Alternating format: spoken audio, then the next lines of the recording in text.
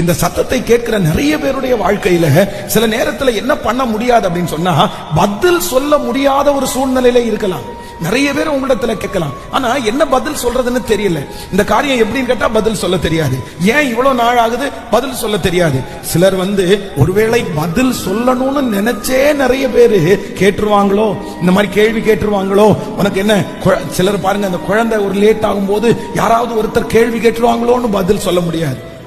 கல்யாணமாகி எத்தனை வருஷம் ஆச்சு அப்படின்னு கேட்டா அவங்களுக்கு பதில் சொல்றதுக்கு அவ்வளவு கஷ்டமா இருக்கும். 5 வருஷம், 4 வருஷம், 10 வருஷம் அப்படின்னு சொல்லவே முடியாது. ஏன் அப்படின்னா அவர்களுக்கு என்ன இல்லைன்னா பதில் இல்ல, நிறைய ஆன்சர் உள்ளுக்குள்ள இல்ல, அந்த காரியத்திற்கு என்ன சொல்லணும்னு தெரியல.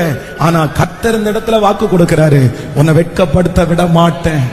எந்த நபர் நீங்கள் இன்றைக்கு பதில் சொல்ல முடியாமல் இருக்கிறீர்களோ, ஒருவேளை உங்களுடைய கடன்காரர்களுக்கு பதில் சொல்ல முடியாம இருக்கலாம், பதில் சொல்ல முடியாததுனால நீங்கள் ஓடி ஓடி ஒளிஞ்சு கொண்டு இருக்கலாம்.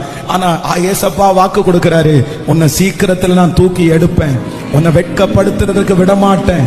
நீங்க பதில் சொல்லுகிறதற்கு நிமிர்ந்து நின்று பதில் சொல்லுவீர்கள், தைரியமாய் பதில் சொல்லுவீர்கள்.